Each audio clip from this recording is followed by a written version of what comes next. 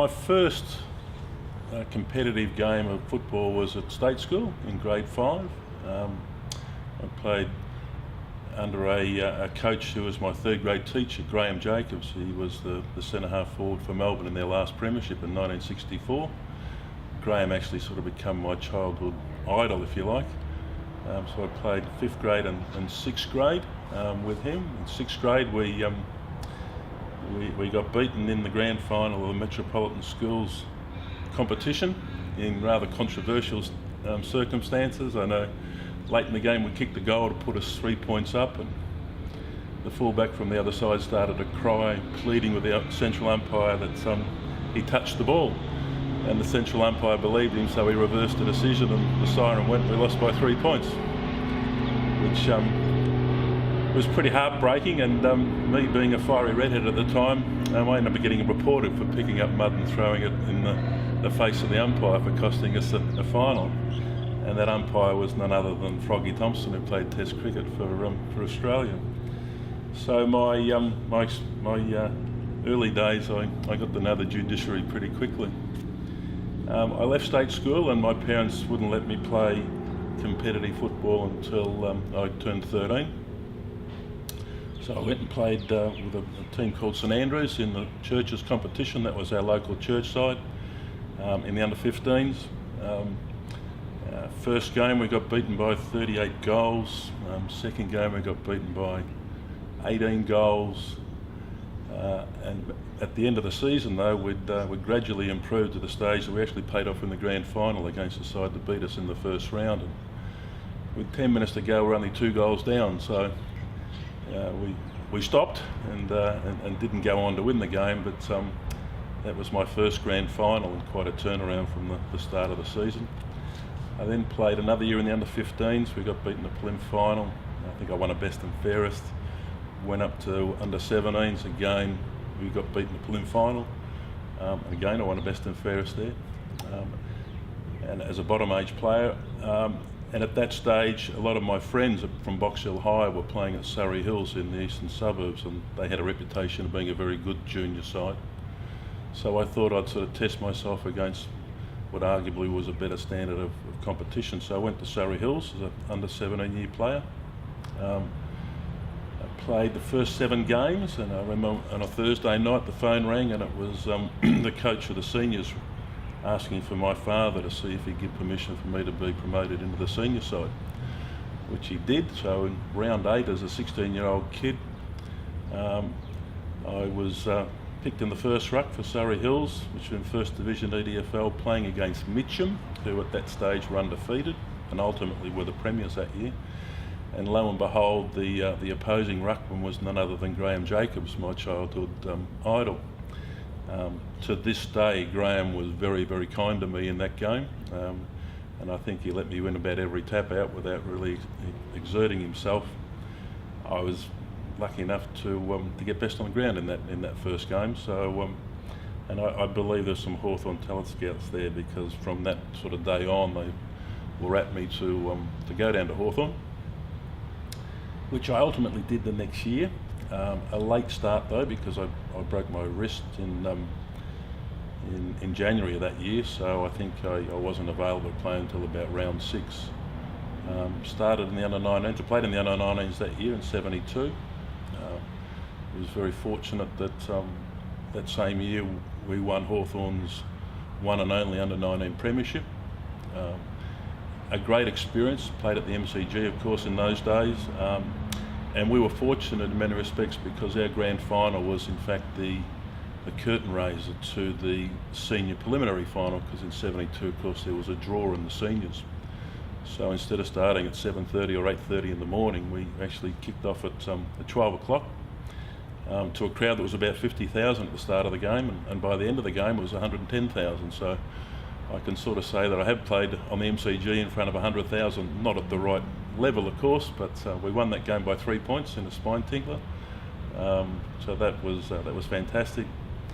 The next year I was appointed captain of the under-19s, played 1 game, and then was selected in the seconds, and I played most of the season in the seconds. Did quite well. In those days I was actually a forward, and I was was able to kick a few goals. I kicked a bag of 6 and a couple of 4s, and things were going pretty good. Next year, had a great pre-season. Was sort of ready to go in the first practice game against Carlton.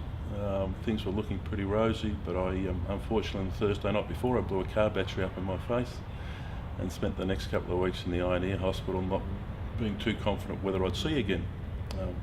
I come out of that okay, but I wasn't able to play until I think it was about round 4, so I'd missed all the practice games in the first 4 rounds of the season, so I was sort of on the back foot. Still had a pretty good season. I was emergency once. Kennedy did say to me if I have another good game that I'd be in the seniors, because that was in the days when they had the interstate games and they still played a round of football, and I think we had 3 or 4 of our gun players selected in the interstate game, so there was a vacancy there. And I was going okay. I was against Collingwood at Victoria Park. I kicked 4 about 10 minutes before half time, and my opponent obviously was getting a bit jack of it, so he proceeded to knock me out behind play. I sort of woke up in St Vincent's Hospital. Funnily enough, it was the same day that Stan Magro knocked out Lee Matthews. So after I'd had some scans on my brain to see if all was okay, in rocked Lee, so we spent quite a bit of time at St Vincent's that night trying to work out what had happened during the day. After that, my form certainly dropped off, whether it was a consequence of the knock or not, but I didn't finish the season all that good. Had a very disappointing pre-season in 75 to get the proverbial tap on the shoulder a week before round 1 to say, well, I'd be delisted, and it was unlikely that if I hung around, unlikely I'd get a game, or I'd struggle to get a game. So it was pretty clear that my time was up, and I went looking for another club to play with. Trained at Box Hill one night, not very impressed. Got a call from John Reiner, who was president of Camberwell. Said, why don't you come down and have a look at us play Paran under lights at Paran, which I did, and was very impressed with the side. I think they either narrowly won or narrowly lost in the last practice game before the season, and that night I signed with Camberwell. Had a pretty good 75. We got beaten in the grand final after winning our first 13 games straight. I think we only won 1 more game for the year. The opposition sort of worked us out that whilst we're a very skillful side, we didn't have a hard edge to us, and that sort of brought us undone in the end. But still, we made a grand final, went down.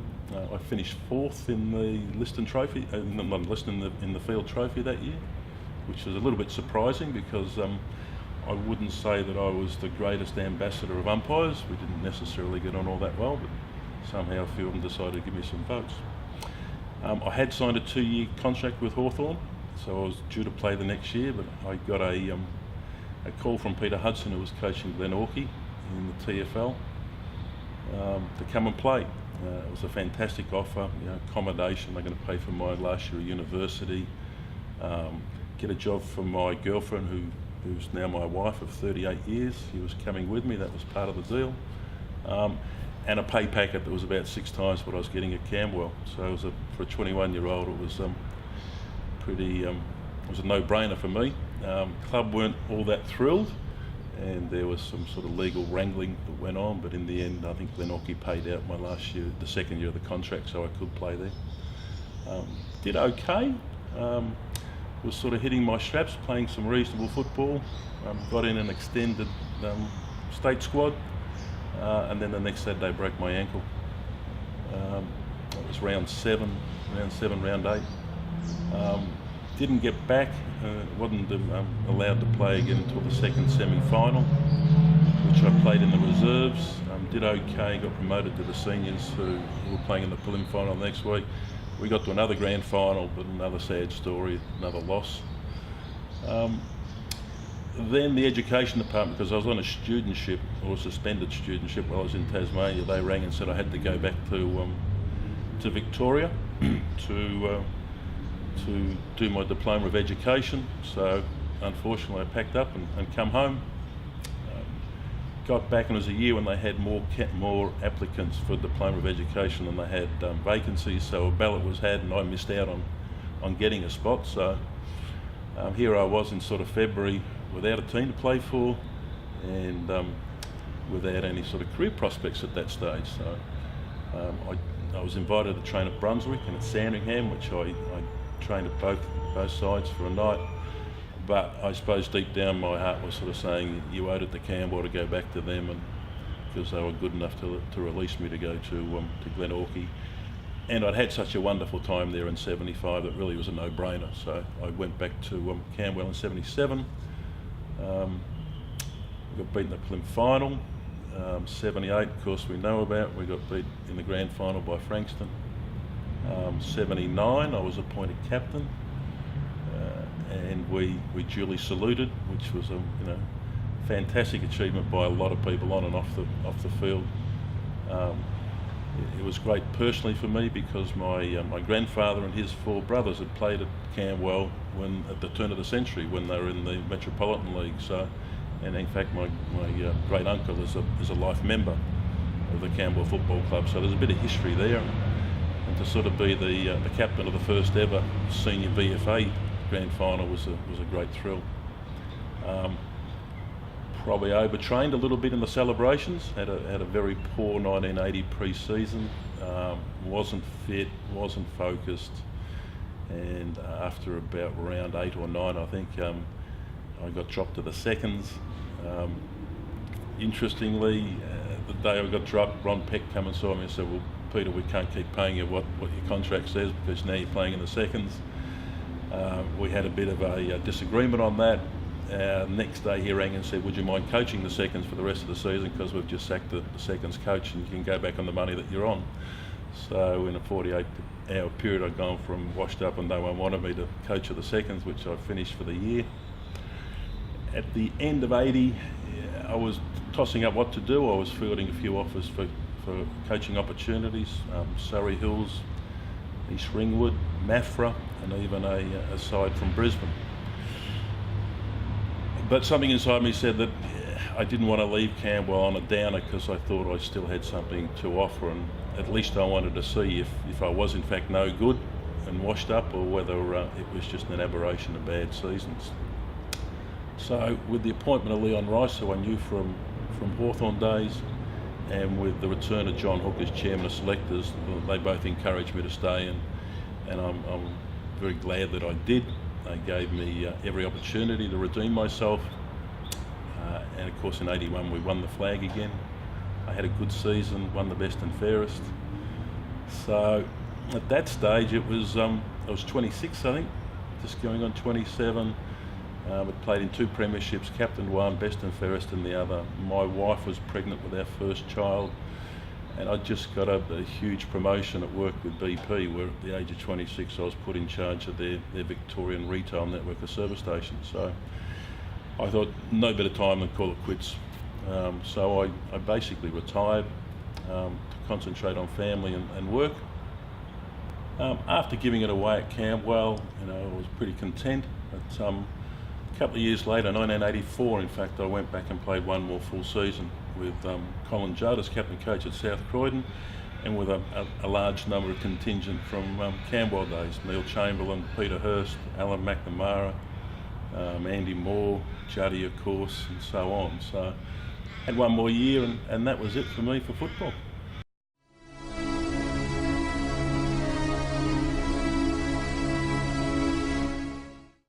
A hard question to answer, because I suppose it's really what others saw you as rather than what you saw yourself at.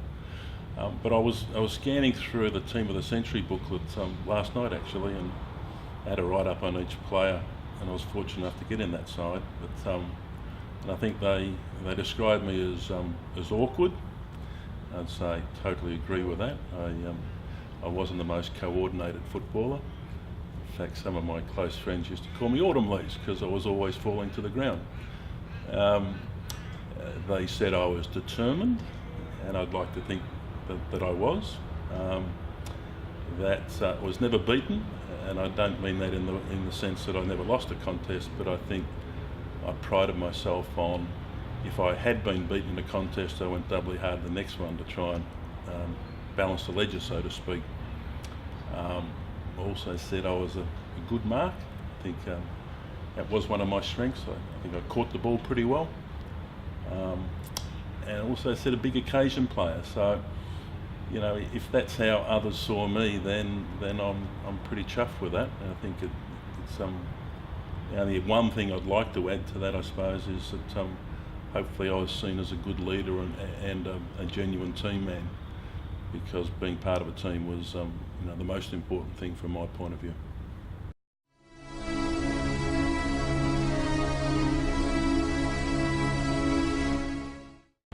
Camberwell Football Club was a huge part of my life.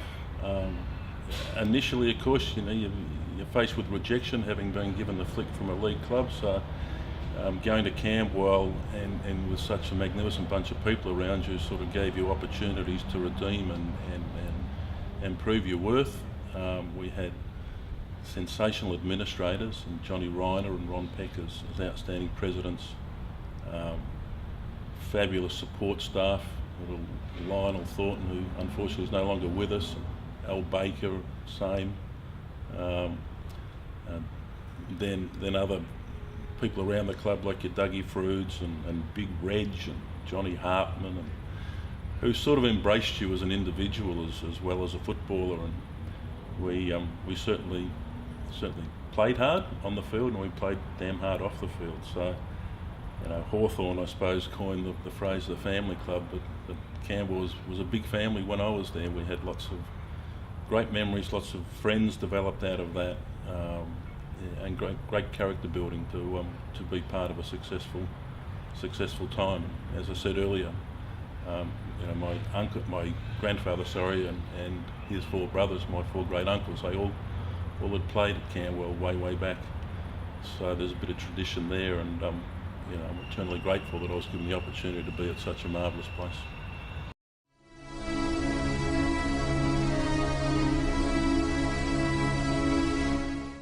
'79, obviously we reached the top of the mountain and won our first VFA Premiership, which is fantastic. But it meant a heck of a lot, because a lot of people have put in a lot of work, going back to probably the start of the '70s, when guys like John Hook and Jeff Simpson, Georgie Stone come across from Hawthorn to a club that had finished bottom or second bottom for about a decade, and they started a revival.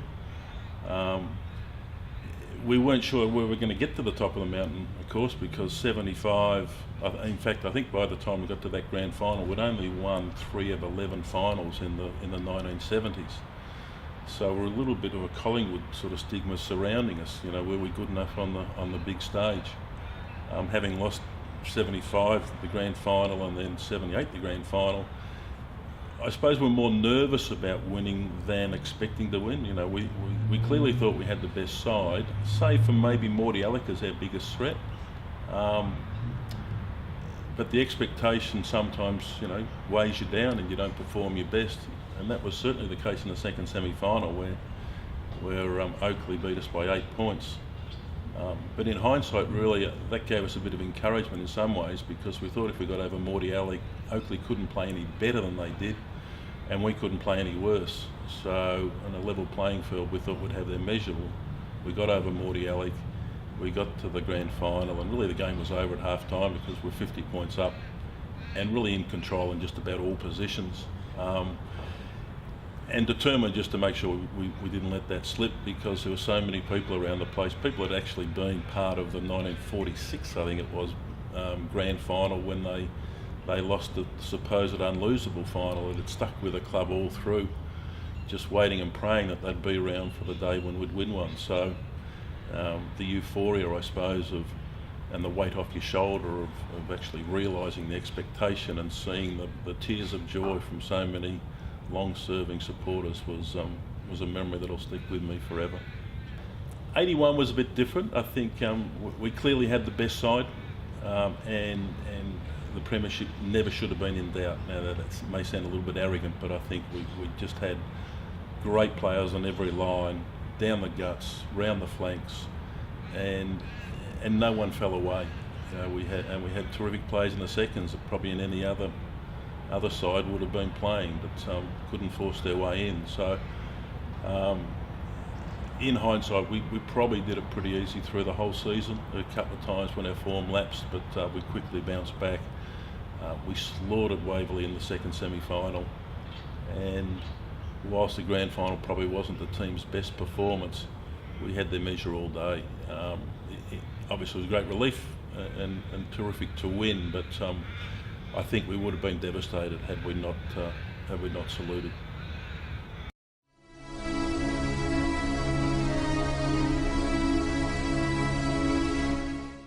I suppose we're very lucky that we had some pretty good tall timber at Camberwell. When I first started, that wasn't the case. I think me and Peter Parsons were the ruck in combination in 1975. Between us, we were lucky to probably weigh about 120 kilos. But that soon changed when I come back to Camberwell in 77. There was this man mountain, Phil Nelson, there.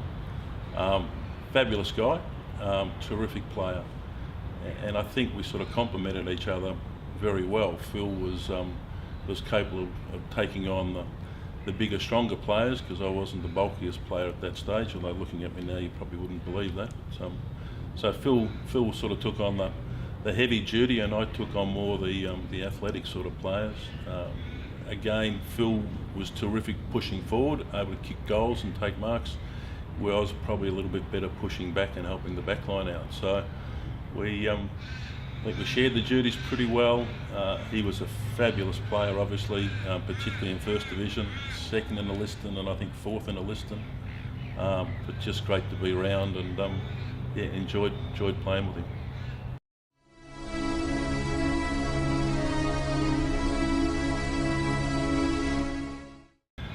My first coach at Camberwell was a guy by the name of Mick Bowden. I thought Mick was ahead of his time. He'd come from VFL as a very successful player, Premiership player.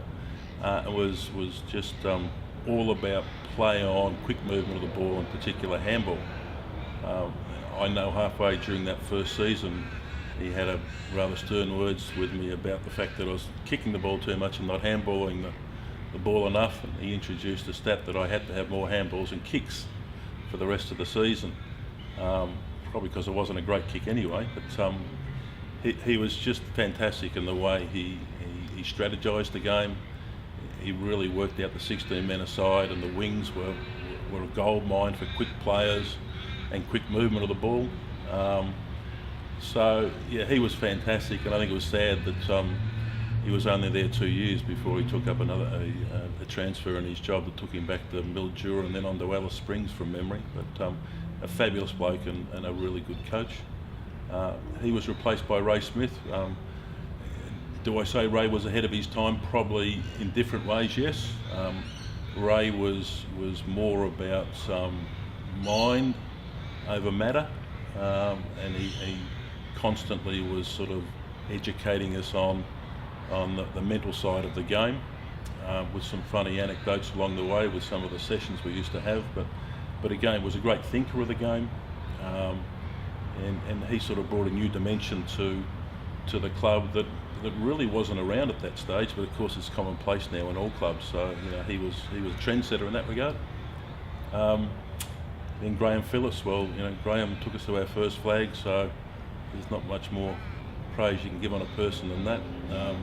The whispering baritone, we used to call him. He wasn't a ranter or a raver. He was quietly spoken and a supreme optimist.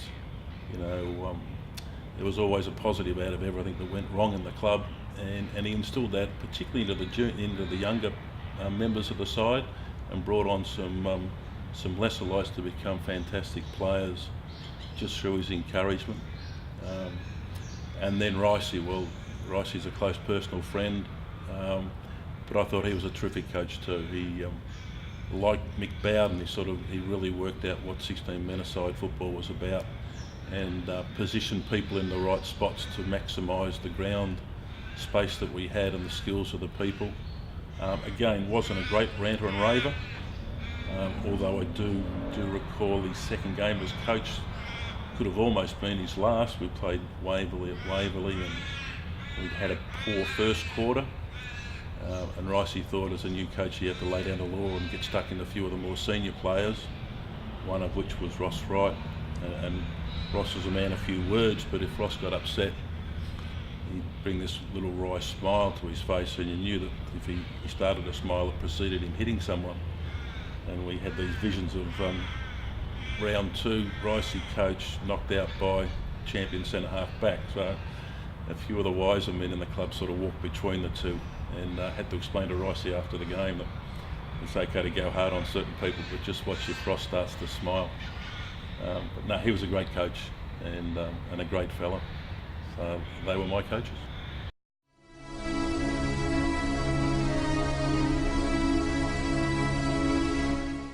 Of course, I played with a lot of very good players.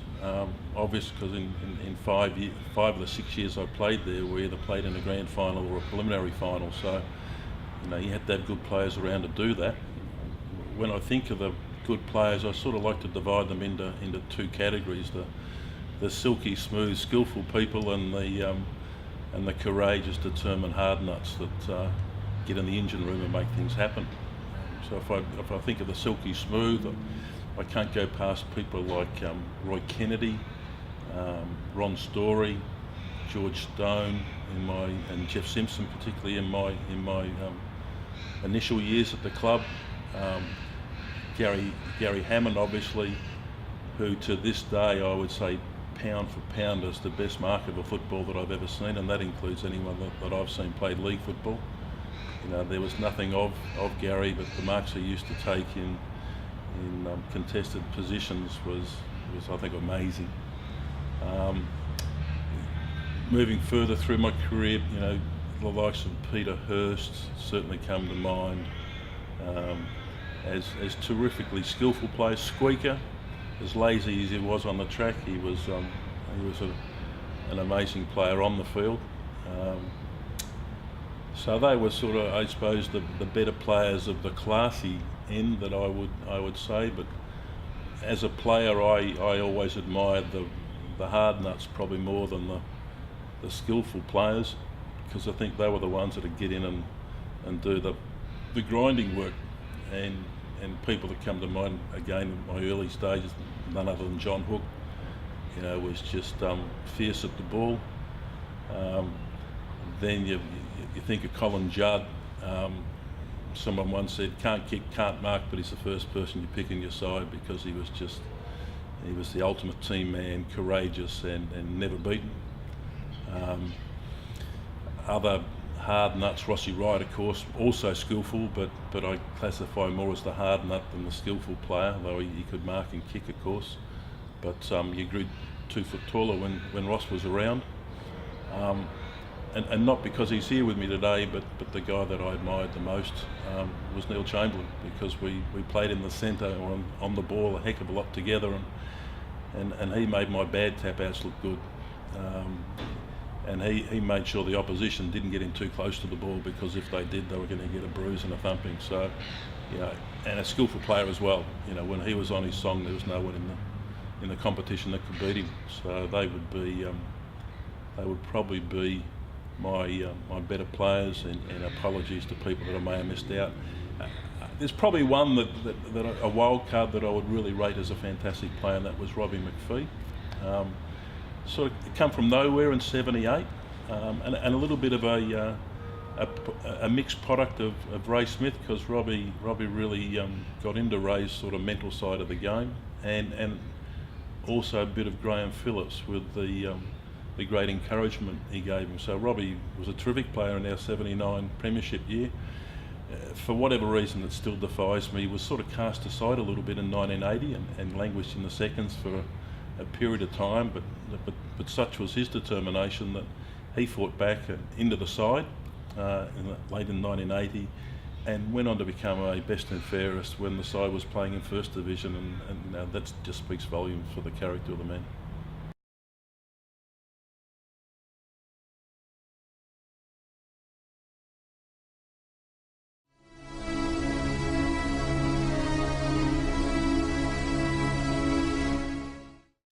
The future of the Camberwell Football Club, well, hard to say other than fantastic memories. Although at a recent reunion meeting we did discuss a proposition put to us by a supporter that an avid supporter, why don't we form a new league of now defunct VFA sides and get your Perans and Northcotes and Morty Alex and Camberwells and Waverleys and what have you to play in a competition,